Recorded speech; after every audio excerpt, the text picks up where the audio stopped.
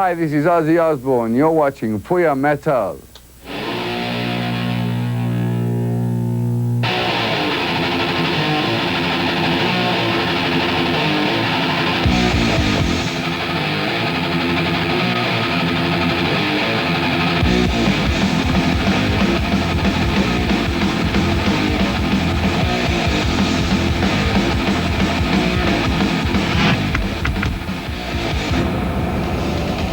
FÚRIA Metal está começando neste momento. Sentiu a grande presença de hoje, hein? Mestre Ozzy Osbourne.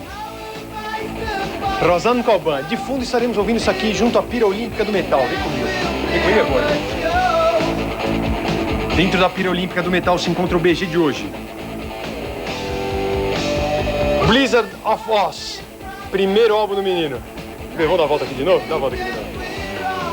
Aê, muito bem. Teremos hoje uma entrevista com Ozzy Osbourne. Logicamente, vão ter 6 videoclipes que tem Ozzy na parada. Começamos assim, então. Ozzy Osbourne falando da sua saída do Black Sabbath, uma saída traumática do Sabbath. Na sequência vai ficar com Foo Fighters e a estreia de Thunderhead. Divirta-se. Ozzy.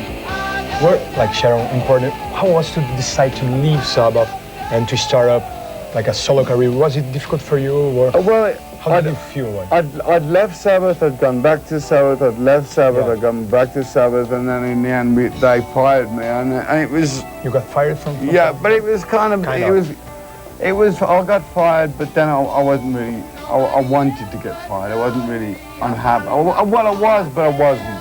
It was kind of, it's like when you're married to someone or you have a relationship with someone and you don't want to be with that person anymore, but then you don't know what it's going to be like, if it's going to be any worse without them.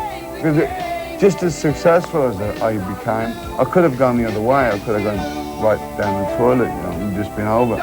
So there's that to be. I mean, without Black Sabbath, there wouldn't be Ozzy, and without an Ozzy, there wouldn't have been a Black Sabbath. So how the two things? I can't take all the credit because after I departed from Sabbath, I had a few good albums with Dio. There's one thing that I've always said, that there's not a man on this earth that has created such heavier riffs than Tony Iommi continuously for so long. I don't know about what he's doing now, but in his day, he was the king of riffs. What about Osmosis? It's going to be released. What has changed musically talking? You said psychedelic? It's kind of like, it's heavy, but some of it's not so heavy, some of it's very, very, what I try to do on all my albums is, I like to think there's a song on the album for everyone. There's some very heavy stuff, there's some very light stuff, there's some psychedelic stuff, there's some kind of weird stuff. Some ballads too. Yeah. There's a song I've written about my son, it's called My Little Man. It's played, I originally wrote it with Steve Vai, but Zach on a sitar. It's really an interesting. I love experimenting. These albums are very much of an experimentation. Plus the fact Michael Beinhorn is a very good producer. You like the bands that he produced, like the Chili Peppers and... I like the Chili Peppers. I really like the Soundgarden album. The Soundgarden. Very Sabbath. It's just the quality of the album. The Super Unknown album, really good album. I like the Chili Peppers, I like Aerosmith. What about Michael Beinhorn? Like, did he talk a lot for you? Oh, do you do that, or...? Well, it's kind of like, you don't get a dog and bark yourself. It's like, if I get a guy to produce me, then he produces me, but I have a picture in my head and have to give in to his thoughts, you know, so... I want a good producer, a record, but I can't do it myself. So I get somebody, but then I still want to do it myself, and I can't. So it's like I'm never happy with anything that I do. I'm my own worst critic, because I think that people often ask me, Ozzy, which is your best song? Which is your best album? And I always say I haven't made it yet, because if I make it, then there's no other challenge. You think so? If I go, yeah, this is faultless, there's nothing wrong with it, I like absolutely everything about it, what's the point? You can't top the top. You can't get higher than the top.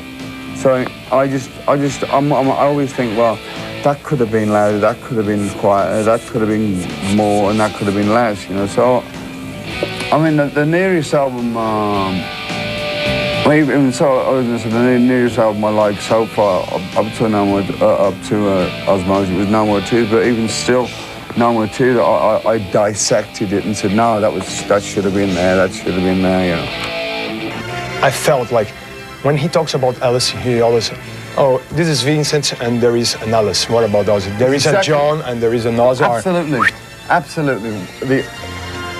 I think every performer is schizo.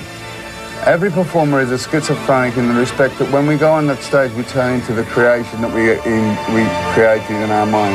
If I was to be Ozzy off stage, I would be in anything crazy happy. What do you have in common, like John and Ozzy? A lot? No, night and day, nothing. I mean, John is okay, you know. Ozzy is just lunatic. He's just totally insane, crazy. Like in the Back of the Moon video, like yeah. That kind of guy. Yeah, anything goes. Well, I mean, the more crazy the people go, the more crazy Ozzy goes, you know. And I like to think like Ozzy. There's a little bit of Ozzy in everyone. Everybody would like to be Ozzy for an hour, you know, for once in their life. Like the White Side. Just break all the rules, you know. I hate rules. I hate organizations. I hate authority. I hate armies. I hate anything military. I just like to. It's like a little bit of a demon inside me that wants to go out to play now. It's good fun. Play Joe Holmes. Where did you find, like, I remember John Mayo and Alexis Corner, they used to find very good musicians. I've been referred to as being like the modern day John Mayo, Alexis Corner kind of, but I don't know how I find these guys. I audition them, and you can imagine what Ozzy gets for the first 4,000 guys. They're just like Ozzy freaks that can't even play guitar. They just come along and they want to meet me, so I get through all that. And I narrow it down, but I just seem to find these guys, you know. They come to you, or you go after them? I put out the word, and then people start sending tapes and resumes and things. And I've been very lucky so far, you know. I mean, every guitar player, from Tony Iommi to Jake Healy to Zach Wilde to Randy Rhoads. Randy Rhoads was special. I love the guy. I know. What happened really? What kind of accident happened? I'd rather not talk about it. Oh yeah, really. It's just he was a good friend. He was good. He's still alive in my heart. Sure, and he looked like to be a very nice guy. And beautiful man. Beautiful man. What about Tony Iommi? Where did you find him, or he found you, or were you? I went to school. You had a band with Geezer Bottle before. I was in a band called Rare Breed with Geezer. Tony was in a band called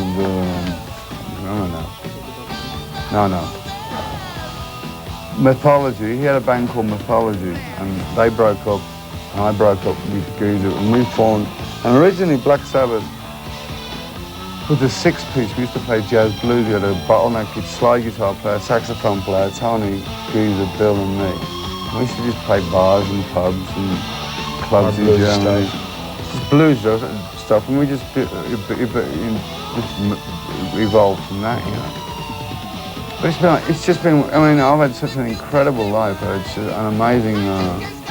I mean, there's so much people say to me, I come to me and they say, Ozzy, do you remember when this happened? I go, wow, I forgot all about that, you know. I mean, there's so many things. I mean, you were just telling me you had Alice Cooper in here yesterday. I remember when we toured with Alice Cooper in the 70s, and talk about freaks, man. He used to have the original freaks follow him around. I mean, it was just crazy. I mean, it was a lot of fun. I think what happened along the way, it got more serious, you know. And you can't be serious and have fun. It's just, the bottom of the line is, I go up there on the stage and I try to have fun. Sometimes it works, sometimes it doesn't. When I make a record, I want to have fun. Sometimes it works and sometimes it doesn't. I just go with my heart, you know. And when I go and perform, I give my audience my heart. And I'm not one of these performers that's like, you know, it's your privilege that I'm up here. I am privileged that they're there to see me. I mean, if there's one guy in the audience and he's come to see me perform and he's bought a ticket, I'll play for him. Did you start like think about more theatrical? Theatrical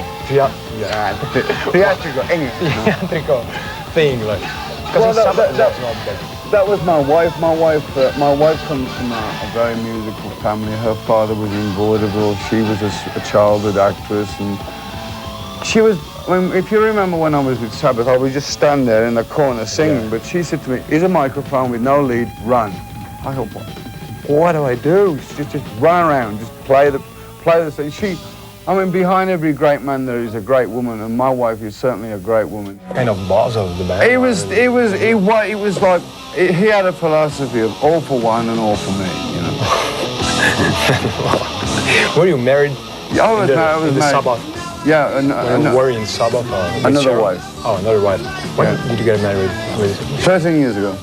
And then she has got me into this theatrical thing, yeah, and I was very against it at first, but then looking back, I mean, I realised how much of an impact it had on the industry because, like, everybody started to do the same, you know.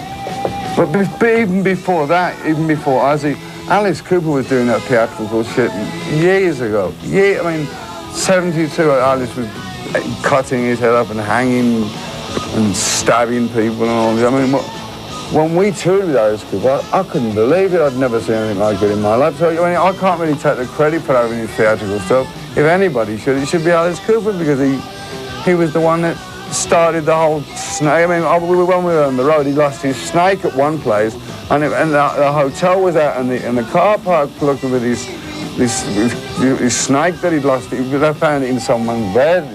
I don't know. It's just. When I first heard the Kinks record, You've Really Got Me, like da-da-da-da-da, I got a tickle at my spine, like my spine started to tickle and my hair started. And that's the way I govern my music. If I go, somebody plays a riff and I go, look at my arm, if my hairs are standing up, I go, it's a winner, we go for it. I go by my feeling, my spirit, my heart, my soul says it gets you feeling good. If it makes you feel, if it gives you a rush, it's got to be good. I mean, I thought that last Metallica album was fantastic. That's where Sabbath should have gone, you know. Do you think so? Don't you think that's too commercial? Like, no. No? It's brilliant. It was great. They went from one extreme to the other and got away with it. I mean, I've always had a problem with this thing when I say, it's commercial. What is commercial? Commercial is selling. You know, if you sell one record, you're not commercial, so you're hip. You sell one record. So if you sell 100 million, you're commercial, and you're not hip. So what are we doing it for? What are you doing? Sure. You know, we're in a business, and none of us really want to accept the fact that we're in a business, but we are. And when your flavour goes out, you're on the scrap heap. But I've never really. I've been very lucky in the respect that I don't have to deal. If you were to be in my house, when I live with my wife, who's my wife and also my manager, I sometimes have to stop and think, is she talking to me as a loving wife or a fucking manager? You know, what am I listening to? What is she talking to me? Why is she? You know, because my wife works round the clock. She's all the day. She's America at night and Europe in the day. And so I go, if I hear that phone ring again, I'll go crazy. It's like all day, every day. And she's got to change her mood from one phone call to the next. So, hi, and then the next one, you motherfucker.